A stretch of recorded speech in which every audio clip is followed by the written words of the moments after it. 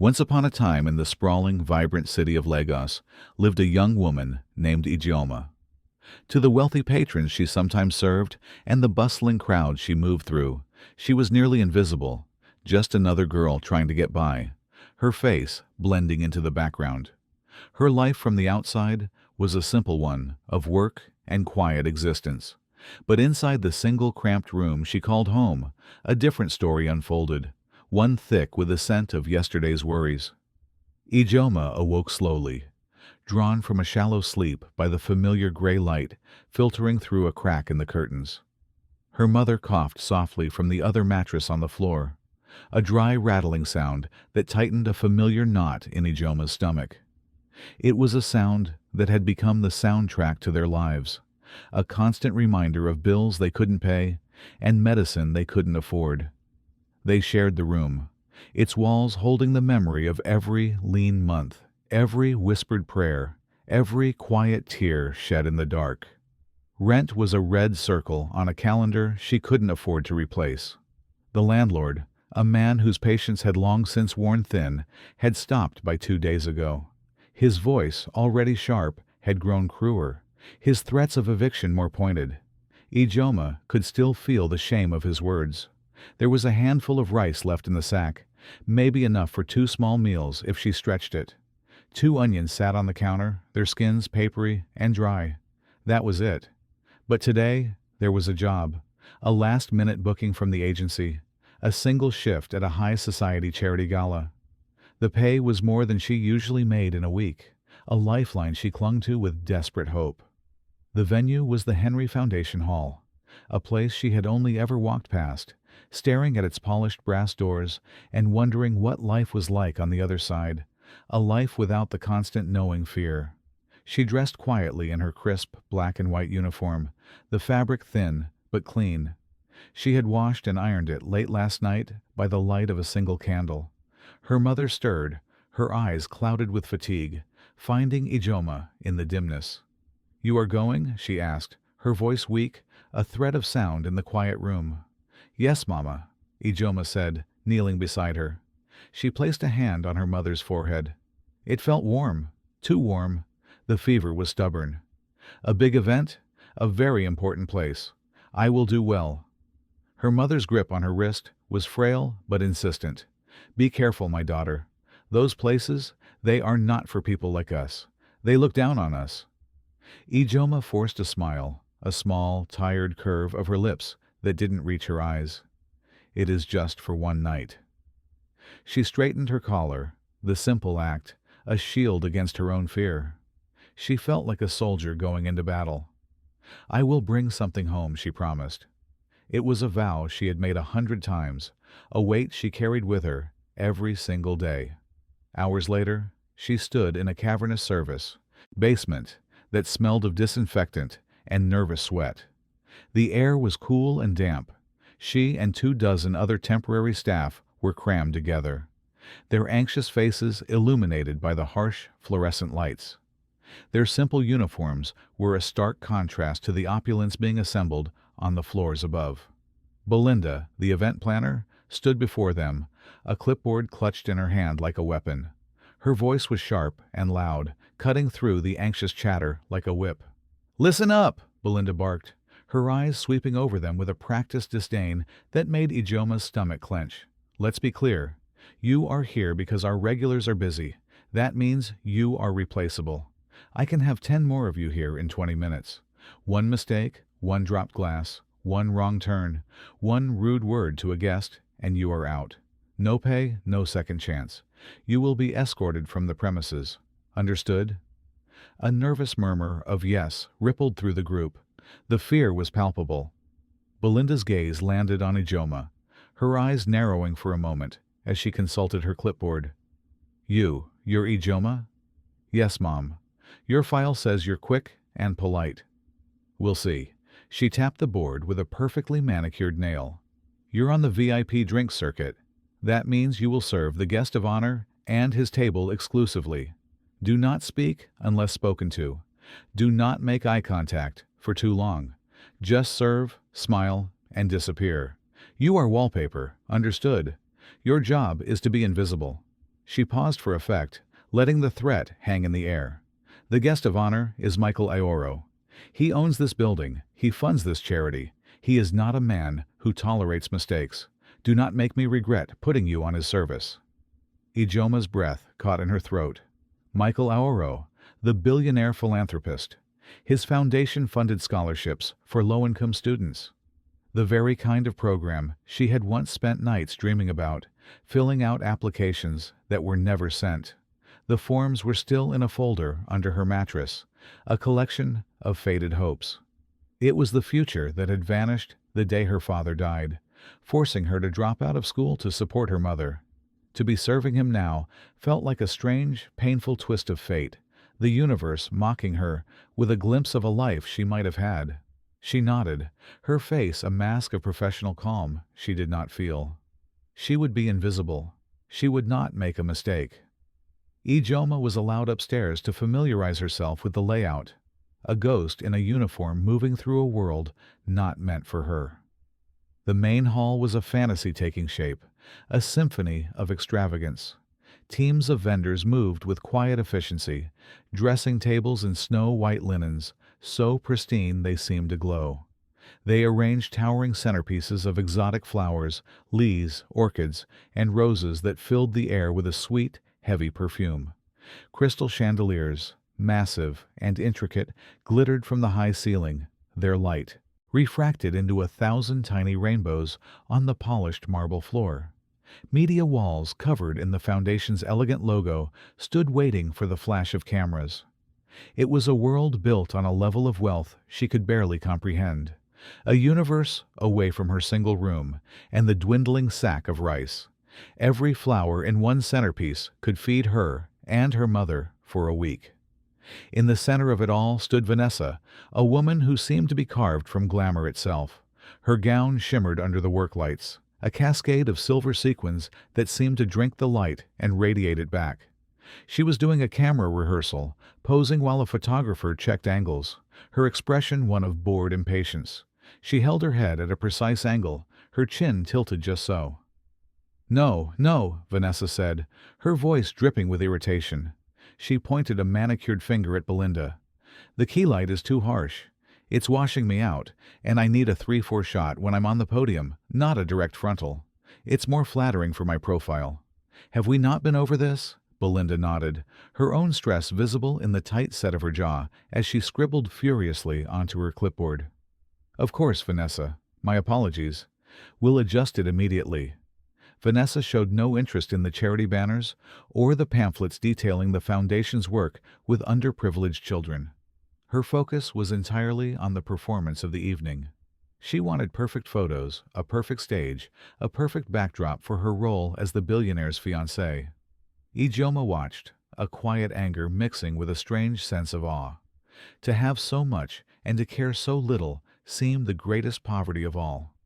This entire event, meant to help children who had nothing, was just a stage for this woman's vanity. A short while later, Michael Aoro arrived. There was no loud fanfare, no entourage demanding attention. He entered through a side door, a quiet shift in the room's energy. He was dressed in a simple but exquisitely tailored suit that spoke of quiet confidence rather than overt wealth. Dennis, his driver and security aide, was a discreet shadow at his side, his eyes calm, but missing nothing. Michael didn't look at the decor. His eyes went straight to the people. He stopped to thank a man setting up a sound system, shaking his hand and asking his name. He greeted a nervous-looking charity partner, a woman in a modest dress with a warm smile, asking about the schools they were supporting, with a genuine curiosity that made her visibly relax. His presence was calm, a quiet anchor in the swirling sea of preparation. Dennis moved with the same understated confidence. He greeted the venue's head of security by name, a man he clearly knew well, sharing a brief, friendly handshake.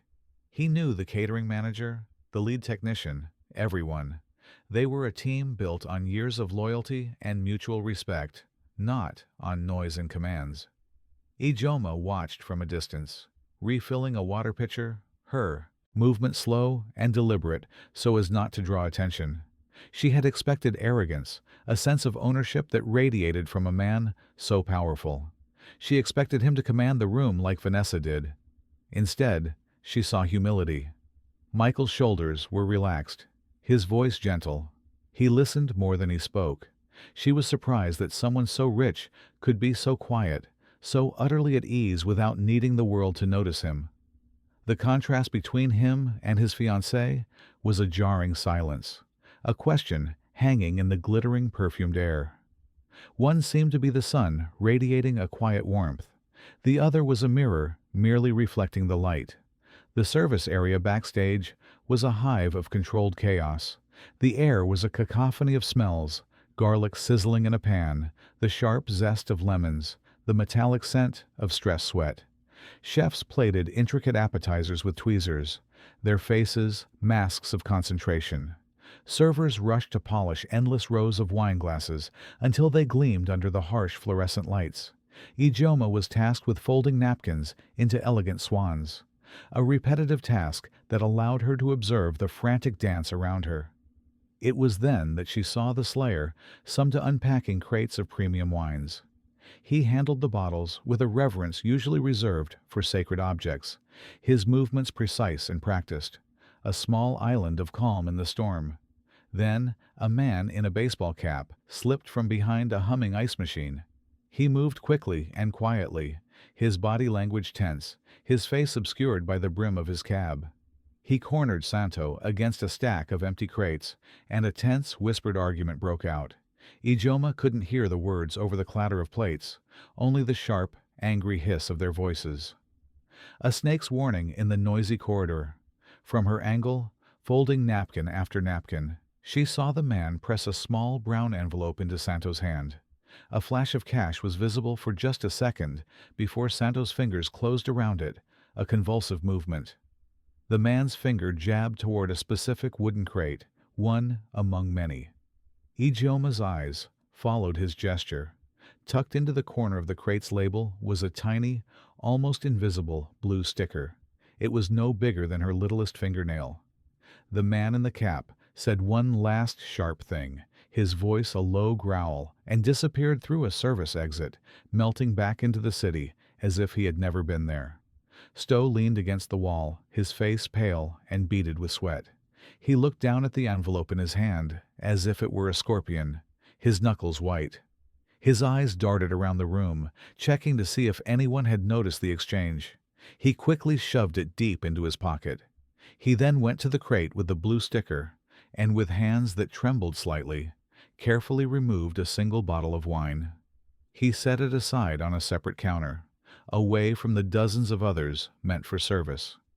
A moment later, he seemed to change his mind, hiding it beneath a stack of fresh linens as if it were contraband. Then, with a frustrated sigh, he pulled it out again, his indecision a palpable force. He was clearly deeply conflicted. Before Ijeoma could fully process what she had seen, Chinadu appeared. He was Michael's CFO, a man with a smile as polished as his Italian shoes. He was a star in front of the cameras, shaking hands and laughing easily with the city's elite. But here in the concrete corridor backstage, his smile was gone. His eyes were cold and hard as chips of stone. He walked straight to Belinda and Vanessa, who were reviewing the seating chart. "Is everything set for the special toast?" he asked, his voice low and due urgent, devoid of any pleasantry. "It must happen right after the chairman's speech. No delays." Vanessa smirked, a sliver of ice in her expression. She didn't look up from the chart. "Relax, Chinadu. Everything is perfect." Chinadu wasn't reassured. His agitation was a stark contrast to his public persona. "And the bottle, the exact bottle for Michael's toast, is in place." He pressed, his gaze flicking toward the bar area where Santo stood frozen, watching them. Their eyes met for a fraction of a second. Chinadu, Vanessa, and Belinda. An unspoken agreement passing between them that felt dark and heavy. A cold unease washed over Ijeoma. She had no proof of anything, just a series of disconnected moments. A whispered argument, an envelope of cash, a blue sticker, a terrified Sumayer, and a CFO obsessed with a single toast. It was a puzzle with pieces that felt dangerous to touch. She turned back to her napkins, her hands moving automatically, her mind racing. Ijeoma's training had been simple: do your job, stay invisible. Her mother's words echoed in her ears. Those places are not for people like us. To speak up was to risk everything: the night's pay, any future jobs from the agency. It was to become visible, and visibility was danger. But the image of Santo's sweating face and the hidden bottle wouldn't leave her mind. It was a splinter under her skin. She waited for a moment when the floor captain, a harried man with a clipboard and a perpetual frown, was alone, barking orders into a walkie-talkie. She took a deep breath. "Excuse me, sir," she said quietly, her heart beating a little faster. He glanced at her, his expression a mask of annoyance. "What is it?" "We're 5 minutes from doors opening. Can't you see I'm busy?" "It's about the wine," she began, choosing her words carefully, trying to sound helpful, not suspicious. "I saw the slayer. The way he handled one of the bottles felt strange. He seemed very upset after speaking with someone." The captain's frown deepened into a scowl. He looked at her as if she were an insect. "Are you the wine expert now, or the staff psychologist?" "Santo is the best in the business. He's probably just stressed. This is a high-pressure night for all of us." He waved a dismissive hand, already turning away. "Stop spreading gossip and get back to serving, and remember the rules. Touch nothing that's not assigned to you." He turned his back on her completely, the conversation over. Stung by the rebuke, Ijeoma retreated, her cheeks burning with a mixture of anger and humiliation. She had tried. There was nothing more she could do without sounding crazy, like a paranoid temporary worker trying to cause trouble. She went back to her station, her hands trembling slightly, but one thought remained fixed in her mind. A tiny blue warning light, blue sticker bottle. Soon the guests began to arrive in a river of wealth and power. A dazzling display of couture gowns, expensive watches, and practiced smiles. It was a river of Laros high society, politicians with booming laughs who slapped backs and promised favors, CEOs with watchful eyes who spoke in low tones about mergers and markets, Mollywood stars draped in jewels that glittered more brightly than the chandeliers, and journalists hungry for a story, their eyes darting everywhere. Vanessa was in her element, floating from table to table like a butterfly. She would pause, laugh at a joke she barely heard, and unconsciously twist her hand so the massive diamond on her engagement ring caught the light. It was a pose she had rehearsed to perfection. Michael, however, stayed close to his own guests of honor. He had invited the board members, yes, but he had also invited teachers from public schools and nurses from local clinics.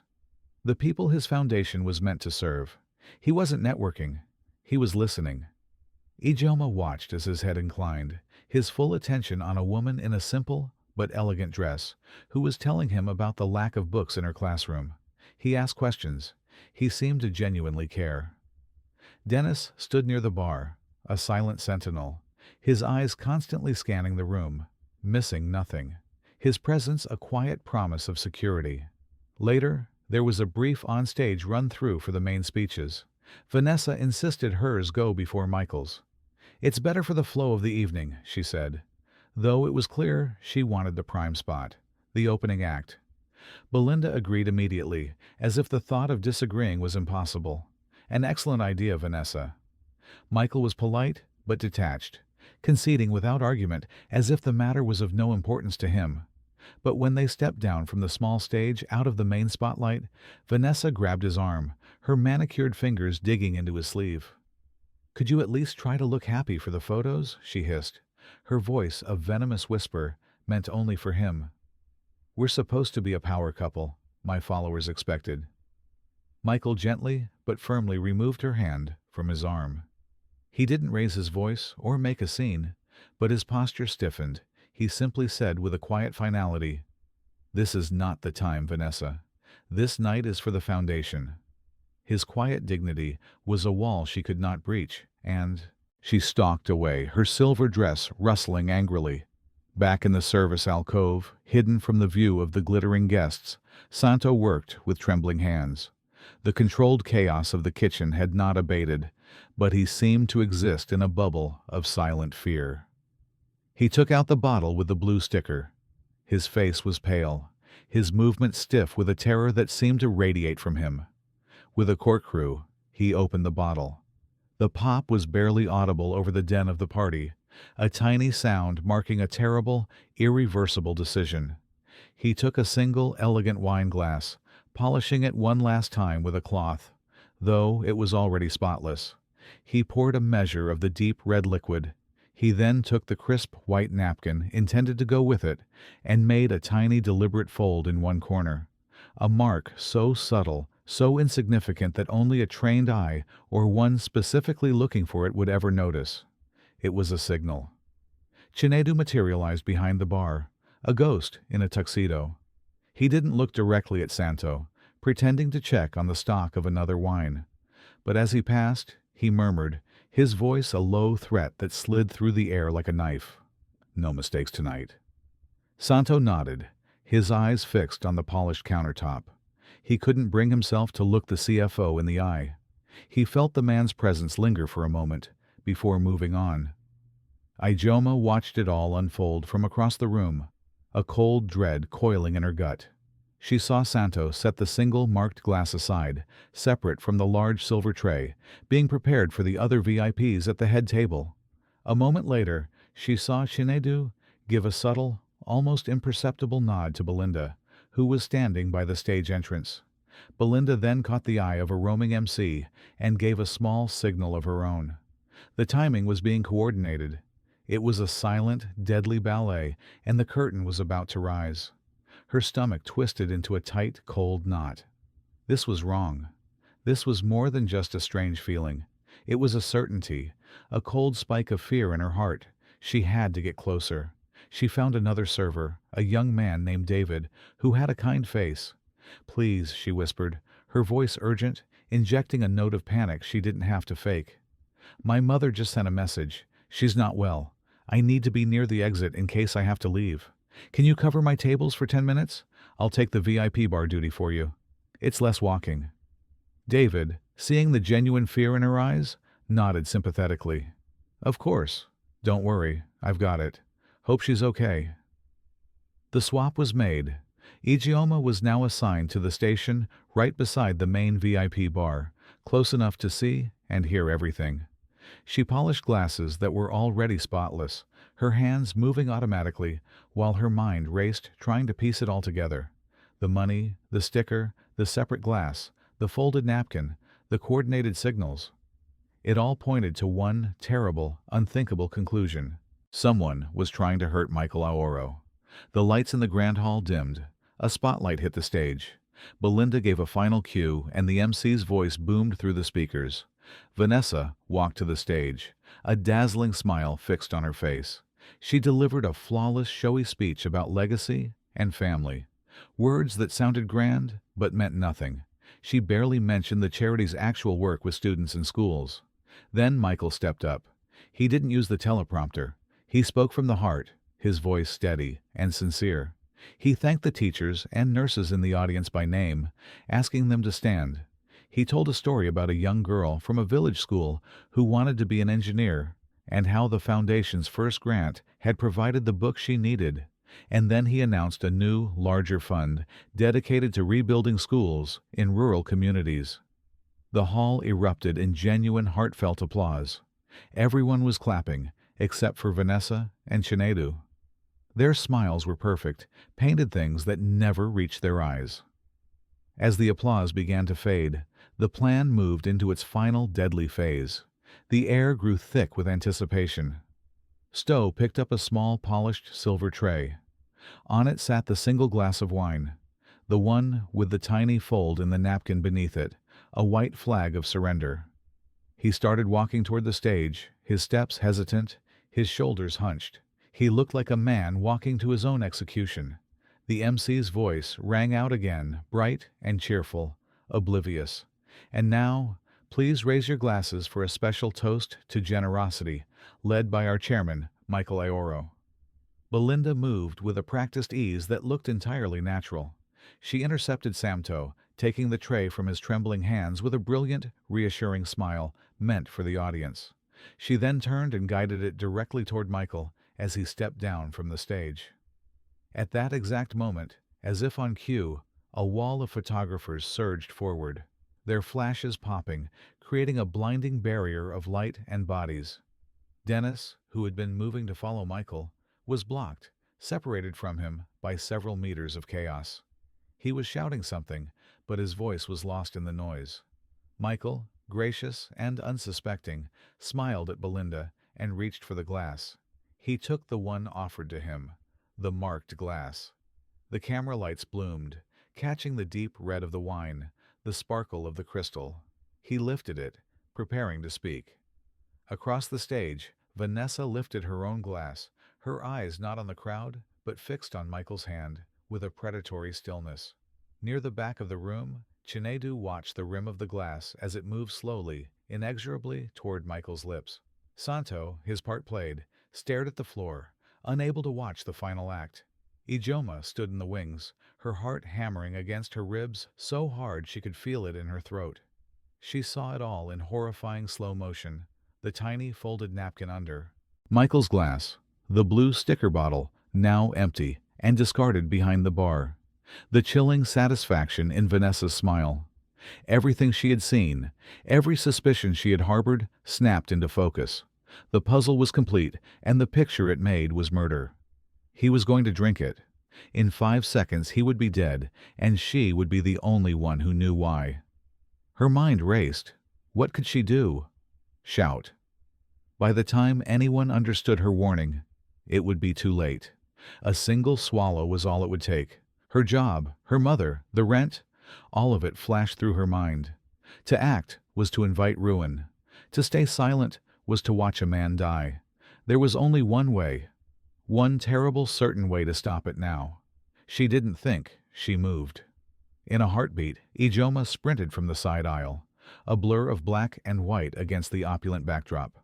A collective gasp rippled through the crowd. A security guard turned and reached for her, but she was already past him, fueled by pure adrenaline and terror. She reached Michael just as the crystal rim of the glass touched his lips. There was no time for words. She threw a clean, desperate punch to his jaw. Her knuckles, hardened by a life of work, connected with a solid, jarring crack. His head snapped to the side from the force of the blow. The glass flew from his hand, tumbling end over end through the air in a perfect, terrible arc. It hit the polished marble floor and shattered, the sound echoing like a gunshot in the stunned silence. The poisoned wine splashed outward like blood. Silence absolute and profound. For a single, stretched-out second, the entire world seemed to stop. Then Vanessa shrieked, a high, piercing sound that tore through the quiet. The cameras flashed, their strobes capturing the tableau of shock and violence. The MC froze, his microphone letting out a high-pitched squeal of feedback. The night had been broken. Before the echo of the shattering glass had faded, 2 security guards tackled Ijeoma, slamming her to the marble floor. The impact knocked the wind out of her. Her face pressed against the cold, smooth stone. Pain shot through her shoulder. She could smell the spilled wine, its rich aroma suddenly cloying and sickening. The scent of death. Hold. The voice was Dennis's, sharp and commanding. He had pushed through the photographers like they were nothing, and was now at Michael's side. In an instant, Michael raised a hand, his other hand moving to his jaw, his expression one of pure shock and disbelief. He was dazed, but steady on his feet. "Don't hurt her," he said, his voice strained, but clear. Vanessa's shriek turned into a torrent of furious accusations. She rushed forward, her face a mask of theatrical horror. "She's insane, a jealous stalker. I've seen her lurking. Arrest her. Get her away from him." Chinedu rushed forward as well, his face a mask of performative outrage, pointing a trembling finger at Ijeoma. "This is an attack on our chairman. A deliberate violent assault. She must be locked up." Ijeoma twisted her head, her cheeks scraping against the floor. The guards held her arms pinned painfully behind her back. "Please," she cried, her voice shaking, but loud enough to carry in the dead silence that had fallen over the hall. Test the wine. Just test the wine from the floor. Check the blue sticker bottle behind the bar, the napkin mark, the fold in the corner. It was for him alone. Her words hung in the air, a desperate plea against a wall of disbelief. Some guests scoffed, whispering that the girl was clearly deranged. Others looked frightened, their eyes wide, sensing this was more than a simple assault. Stowe, standing frozen by the bar, began to tremble violently, a statue cracking from within. His face was as white as a sheet. Dennis's eyes met Michael's. A silent communication passed between them, a lifetime of trust contained in a single glance. Dennis gave a curt nod and spoke into his wrist communicator, his voice low and urgent. "Seal the bar. Nobody touches anything." He then turned to the head of venue security, a man he knew well. "Frank, do you have a rapid contaminant strip? The ones for high threats." The man, his own face grim, nodded. "We keep them for safety protocols in the office. Get one now." The entire room held its breath, a silent, captive audience. Frank returned in seconds with a small sealed packet. Under Dennis's direction, he knelt by the spill, avoiding the largest shards of glass.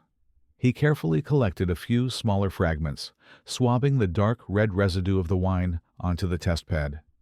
He then went behind the bar, found the discarded bottle with the blue sticker, and swabbed the inside of its neck. He inserted the swabs into the testing agent and waited.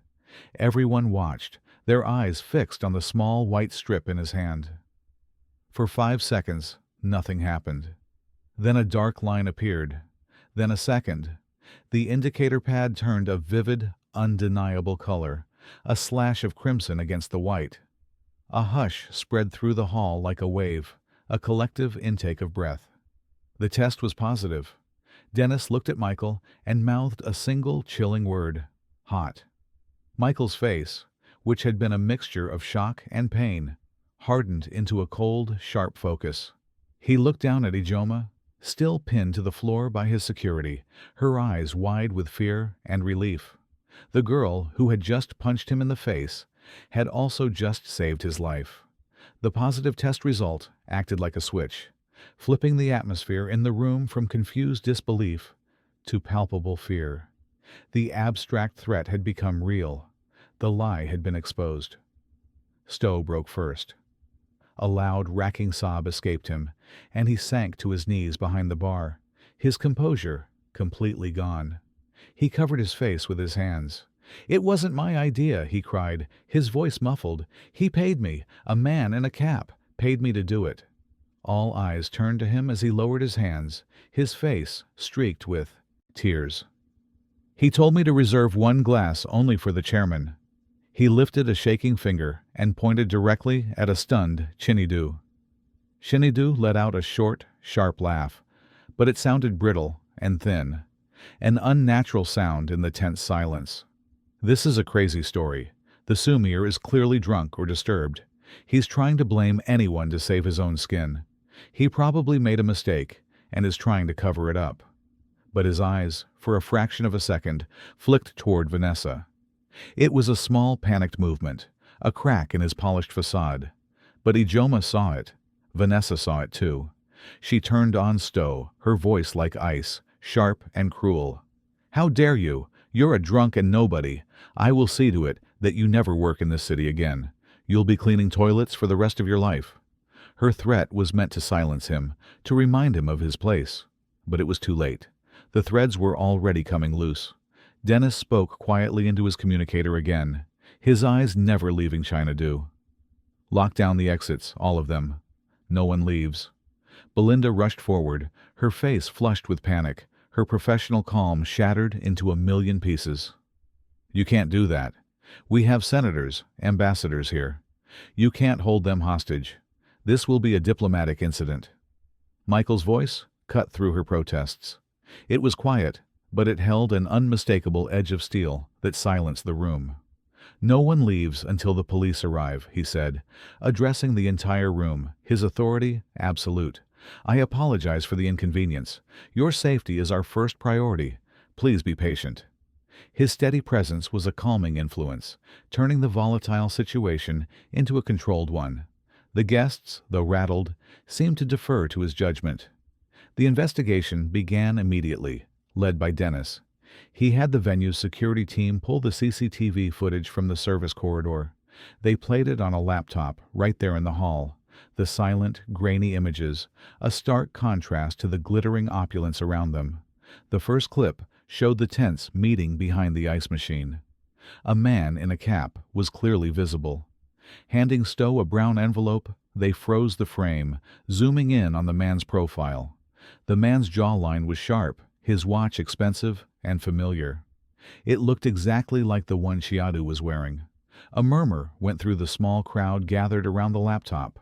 A second clip was even more damning. It showed Belinda, moments before the toast, speaking into her headset. She then moved deliberately to intercept the tray from Stowe, redirecting it from its original path to a different server and taking it herself.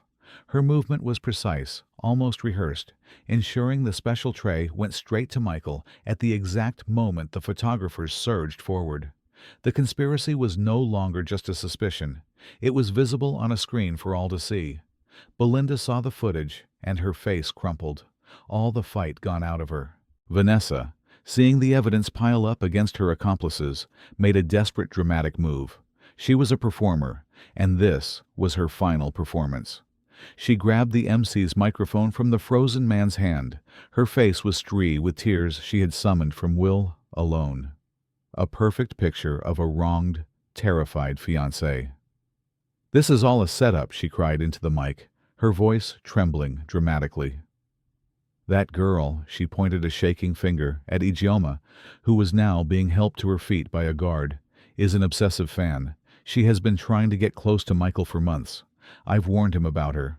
She staged all of this, the broken glass, the lies about poison, just to create drama and make herself a hero in his eyes. She's mentally unstable." Her performance was convincing. A few guests murmured in confusion, their loyalties wavering. The story was so outlandish it almost seemed plausible. But others pointed toward the security head, who was still holding the colored test strip, as if it were a holy relic. The proof was right there, stark and chemical. A lie could not change its color. Dennis ignored her theatrics completely. He walked over to the sobbing Stowe, who was now huddled in a chair. "Your phone," he said, his voice calm but firm. Santo handed it over without a fight. A quick search of his recent financial transactions revealed 2 large transfers from a shell account. Dennis recognized the vendor name associated with it. It was a company he knew was secretly controlled by Chinedu, a loose end. The CFO had failed to tie up in his arrogance. While this was happening, another staff member, a young waiter who had been near Belinda earlier, approached Dennis, his hands shaking. "Sir," he whispered urgently, "I heard her." Earlier tonight, Belinda patted Vanessa's hand and said, "Our future starts tonight." I thought it was strange. Ijeoma heard him and filed the detail away. It was another piece of the puzzle, another voice in the chorus of truth. The wail of sirens grew louder, a sound that cut through the rarefied air of the gala. Soon, uniformed police units and a private lab team filed into the hall, their uniforms and equipment, a stark intrusion on the evening's glamour. The atmosphere became clinical and serious. They began cordoning off the bar with yellow tape and collecting evidence. The blue sticker bottle, the marked napkin from the floor, Santo's phone, and the laptop with the CCTV footage. Vanessa, seeing the official investigation begin, immediately switched tactics. Her tears vanished as if they had never been. Her face hardened. "I want my lawyer," she demanded, her voice hard and stripped of its earlier fake vulnerability. Chinedu, ever the helpful executive, stepped forward, his composure almost perfect, a chilling mask of concern. "Of course," he said smoothly, pretending to be on Michael's side. "This is a terrible shock. I will call our corporate legal team right away." He pulled out his phone, but instead of making a call, he began to edge slowly, almost imperceptibly, toward a side exit. Using the police activity as cover, he underestimated Dennis. A firm hand landed on his shoulder, stopping him cold. "I think you should stay, Chinedu," Dennis said, his voice quiet and deadly. Chinedu was not going anywhere. Amid the controlled chaos of the police investigation, Dennis led Ijeoma to a quiet side lounge, away from the prying eyes of the guests and the authorities. A moment later, Michael walked in. He had a small ice pack pressed to his jaw, which was already starting to show a dark bruise. But his eyes were clear and sharply focused. He dismissed Dennis with a nod, leaving just the two of them in the room. The silence was heavy, broken only by the distant murmur of voices from the main hall. He sat in the chair opposite her. For a long moment, he just looked at her, his expression unreadable, and Ijeoma's heart pounded against her ribs. She was still a temporary maid who had assaulted a billionaire, no matter the reason. The consequences of that act still felt terrifyingly real. "Tell me everything," Michael said finally, his voice quiet, almost gentle from the beginning. So she did. She explained everything she had seen, her voice low but steady, finding strength in the simple, unadorned truth.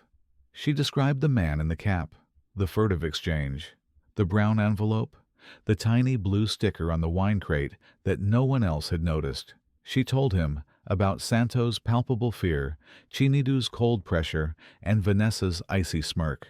She recounted the coordinated signals between the conspirators, the separate tray, and the tiny fold on the napkin that marked the glass for him alone. "I tried to tell the floor captain," she finished, her voice barely a whisper as she looked down at her hands, clasped tightly in her lap. "He didn't listen. He told me to stop gossiping." She finally looked up, meeting his gaze, her own eyes filled with a mixture of fear and resolve. "I didn't know what else to do." She took a shaky breath. "I'm sorry I hit you." Shouting.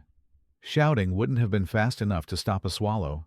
"I saw the glass touch your lips, and I just reacted." Michael nodded slowly, a deep dawning understanding in his eyes.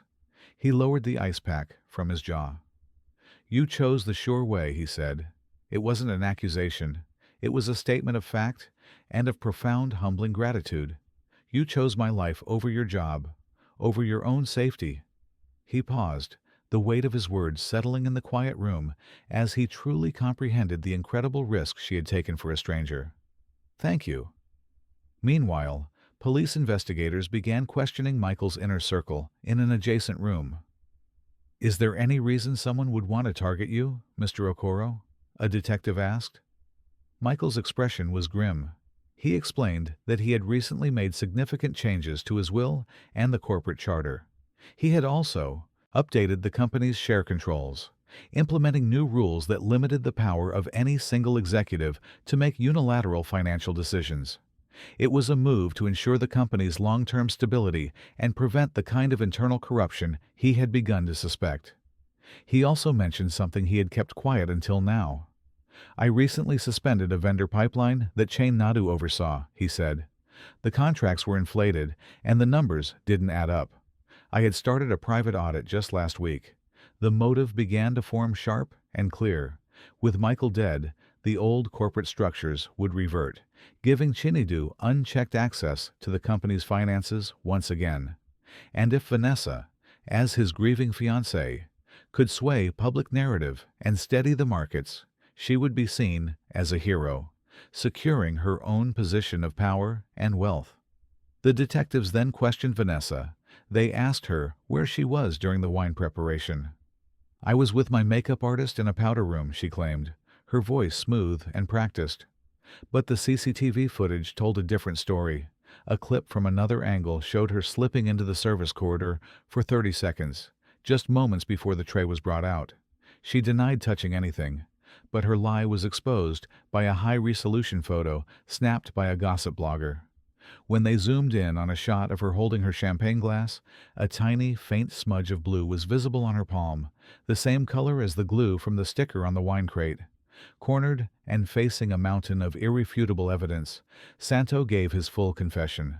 He told the police everything, his words tumbling out in a rush of fear and shame, the dam of his terror finally breaking. He said he was deeply in debt from a gambling problem that had spiraled out of control. He owed dangerous men a lot of money. The man in the cap, who he now identified as a known associate of Chinidis, had approached him a week ago. He had offered him enough money to clear his slate and disappear. The instructions had been chillingly simple. Keep one specific bottle of wine separate and serve a single glass from it to Michael Aoro alone. The folded napkin was the signal, confirming which glass it was. He admitted that the money had come in 2 transfers from a consulting firm. He now knew was tied to Chinedu. He had been told that if he refused, his debtors would be informed of his location and his family would be in danger. Then came the final damning detail that sealed Vanessa's fate. Just before the toast, Vanessa herself had approached him behind the bar. He remembered her perfume, the coldness in her eyes. She had leaned in close, her voice a silken whisper that terrified him more than any shout. "Make it smooth." "No scent," she had said, before smiling and walking away. He had been terrified of them, of what they would do to him if he refused, and what they would do if he complied. His confession painted a complete picture of a cold, calculated plot orchestrated by 2 people he had once admired. Hours later, the preliminary lab report came back from the mobile unit. The results were definitive. The wine in the shattered glass and the dregs from the blue sticker bottle contained a highly toxic compound, a fast-acting substance designed to induce cardiac arrest within minutes. It was odorless and colorless, chosen to be undetectable. The report also confirmed that none of the other glasses or bottles tested showed any contamination. The plan had been precise, targeting a single individual. With the confession, the financial records, the CCTV footage, and the lab report, the police had everything they needed. An officer approached Santo first. He was placed under arrest, but informed he would be treated as a cooperating witness, given his full disclosure and the evidence of coercion. Next, they moved to Belinda, who was weeping uncontrollably in a corner, her career and reputation in ruins. She was arrested for her complicity in the conspiracy. Finally, the detectives walked over to Vanessa and Chinedu, who were standing stone-faced with their lawyers. Chinedu Okono and Vanessa Adabio, the lead detective, said, his voice ringing with authority through the now quiet hall. "You are under arrest for conspiracy to commit murder and attempted murder." Gasps rippled through the few remaining guests and staff. The scene was surreal. 2 of the city's most powerful figures being read their rights in the middle of a ruined gala. Vanessa, her glamorous facade finally cracking completely, lunged toward Michael, her face a mask of desperation. "Michael, please help me," she begged, her voice hysterical. "They forced me into it. Chinedu made me. I was scared." Michael didn't even look at her. His gaze was fixed on Ijeoma, who stood watching, her expression a mixture of shock and exhaustion. He spoke, his voice clear and unwavering for all to hear. A final judgment. "I believe the girl who hit me to save my life." Outside the Henry Foundation Hall, a new kind of storm was brewing. Reporters and camera crews swarmed the entrance. Their microphones held out like weapons, their questions shouted into the night. The news of a violent incident and a foiled murder plot at one of the city's most prestigious charity galas had spread like wildfire. Michael, flanked by Dennis, faced them briefly. The flashes of the cameras were relentless, a barrage of artificial lightning that made him wise. He raised a hand for quiet. "There was a serious incident tonight," he said, his voice calm and measured. A beacon of stability in the chaos. A staff member acted with incredible bravery and prevented a tragedy. "We are cooperating fully with the police. That is all I can say at this time." A reporter shouted, "Who is the staff member? What's her name? Is she a hero?" "We will not be releasing her name to protect her privacy," Michael said firmly, before Dennis escorted him through the throng to his car. But it was too late to keep it quiet. The story of the maid who punched a billionaire to save his life was already exploding across social media, a modern-day legend in the making. Their first stop was not home, but a small private clinic for a quick checkup. The fluorescent lights of the clinic were a harsh contrast to the soft lighting of the gala. The doctor, a calm, middle-aged man, examined Michael's jaw, which was already beginning to swell and show a dark, ugly bruise. It was tender, but there was no serious damage. "Whoever hit you has a decent left hook," the doctor joked, trying to lighten the mood. "You might want to stay out of their way." Michael managed a small, pained smile. Ijeoma sat on a chair in the sterile waiting room, the adrenaline finally leaving her body, replaced by a deep, bone-wearying exhaustion. She felt numb, detached, as if she were watching a movie of her own life. In the space of a few hours, she had lost her job, assaulted one of the richest men in the country, and become the central figure in a criminal investigation. Her career, her life felt over, before it had ever truly begun. What would she tell her mother? How would they pay the rent now? The weight of her reality came crashing back down on her, heavier than ever before. Dennis came out of the examination room and sat next to her. He saw the despair etched on her face, the way she stared at the floor, utterly defeated. "You're not finished," he said quietly, his voice gentle. "You're just beginning." Ijeoma looked at him at his kind, serious eyes, and a single tear traced a path down her cheek. She didn't know if she dared to believe it. Later that night, back at the quiet, sterile offices of the foundation, Michael asked Ijeoma to join him in his conference room. The view of the city's lights from the floor to ceiling windows was breathtaking. A sea of glittering diamonds against black velvet, but Ijeoma barely noticed. Michael sat across the long, polished table from her. He looked tired, the events of the night etched on his face. "I already thanked you," he began, "but I haven't done it properly." He pushed a folder across the table. "I've arranged for your mother's medical bills to be covered, all of them, and your family's rent will be paid for the next year."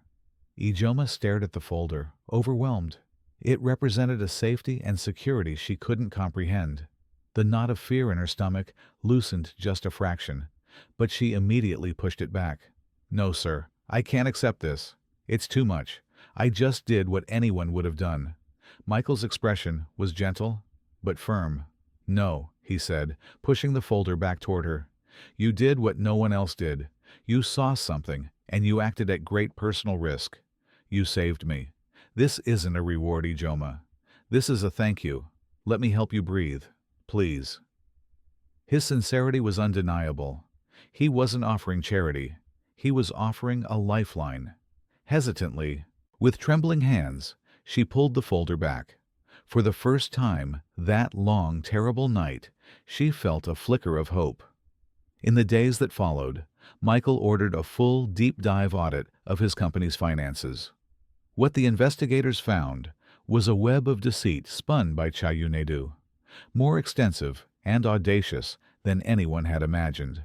They uncovered a network of shell companies used to sign inflated vendor contracts, siphoning millions from the corporation over several years.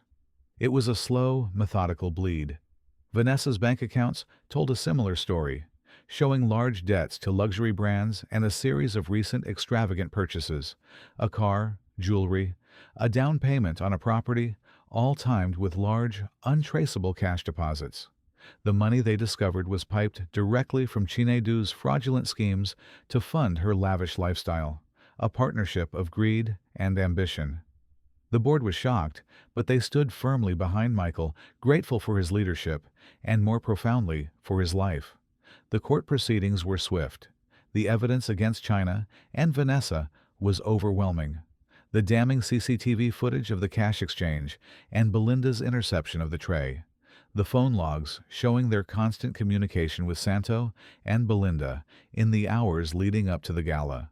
The definitive lab report on the poison and Santo's detailed cooperative testimony. The defense lawyers tried to paint Ijeoma as an unstable attention seeker, a woman desperate to escape her poverty by manufacturing a crisis. They brought up her financial status, her mother's illness, anything to suggest a motive for such a desperate act.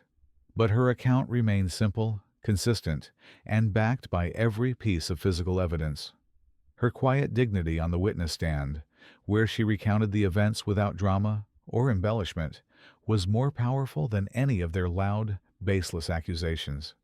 The story of the blue sticker, the folded napkin, and the desperate punch crushed their entire narrative. Chinedu and Vanessa were convicted on charges of attempted murder and multiple counts of fraud. They were sentenced to long prison terms. their fall from grace as spectacular and public as their rise had been. Belinda, for her HUD role, received a lesser sentence. The city's elite watched in stunned silence as two of their own were led away in handcuffs, their empires of lies crumbling to dust. Though Michael had tried to keep Ijeoma's name out of the press, it was impossible. Her agency, proud of her actions, confirmed her identity. Some of her co-workers from that night spoke to reporters, praising her courage and quick thinking. Overnight, Ijeoma became an unlikely public hero, a symbol of how integrity could stand up to power. Her face was on the news. Reporters camped outside her apartment building. She found it strange and overwhelming.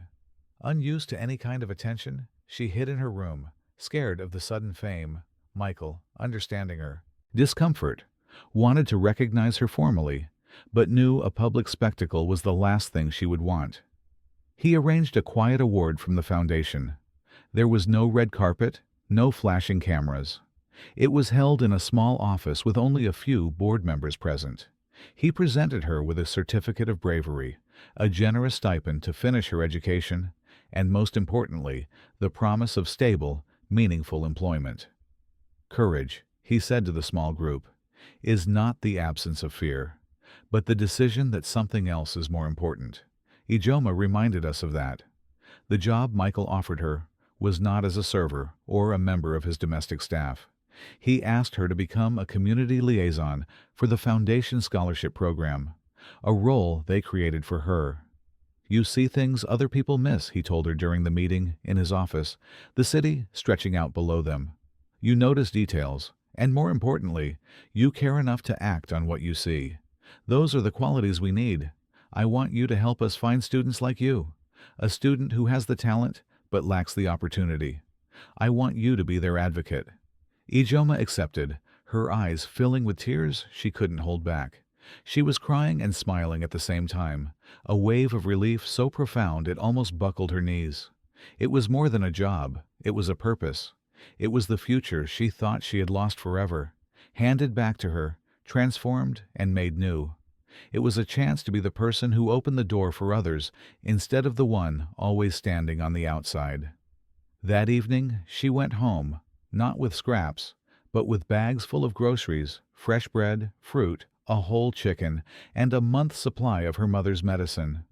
The smell of possibility filled their small room when she told her mother the whole story: the poison, the punch, the arrests, the trial, and the new job. Her mother held her tightly, her frail body shaking with emotion. "My brave girl," she whispered, her voice thick with pride and relief. "You saved a good man, and in doing so, you saved yourself." The change in their lives was immediate and tangible. The landlord, who used to pound on their door, threatening eviction, saw her on the stairs the next day. He stopped, hesitated, and then gave a respectful nod, a small smile on his face. "Good morning, Ijeoma," he said, his voice softer than she had ever heard it. "Let me know if you need anything for the room." The cloud of fear and uncertainty that had hung over their lives for so long had finally begun to part. Letting in the light, Ijeoma felt a sense of dignity she had never known, a quiet strength that came not from money or fame, but from knowing she had done the right thing in the face of impossible odds. She walked with her head held a little higher, no longer afraid of the shadows. Over the following weeks, Ijeoma settled into her new role. The foundation offices were a world away from the frantic temporary jobs she was used to.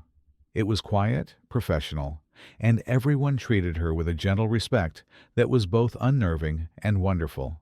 She worked alongside Michael on school visits and community projects, her natural perceptiveness now her greatest asset. He remained respectful and professional, always treating her as a valued colleague, not as a former maid or a damsel he had rescued. He listened to her ideas, impressed by her sharp insights into the struggles faced by the students they aimed to help. She in turn remained humble and alert, determined to earn the incredible chance she had been given. The easy camaraderie she developed with Dennis was a source of unexpected joy. The stoic security aide had a dry sense of humor that she came to appreciate. He often teased her, his usually serious face breaking into a rare smile. "I still think you owe me a boxing lesson," he said one afternoon, as they were leaving a school visit after she had passionately argued for a student who had been overlooked. "I need to learn that left hook. It's more effective than any of my security training."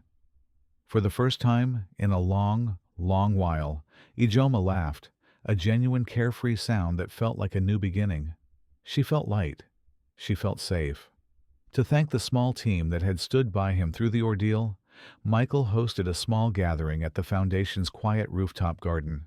There was no press, no glamour, just a handful of loyal employees and board members surrounded by fragrant flowers and the soft glow of the setting sun over the Laros skyline. Dennis, with a playful smile, opened bottles of sparkling fruit juice, making a show of checking the seal on each one before pouring, earning a few chuckles from the group. The gesture was a light-hearted nod to the dark events of the past, a way of acknowledging that the fear was truly gone. Michael raised his glass, the evening light catching the soft gold of the liquid.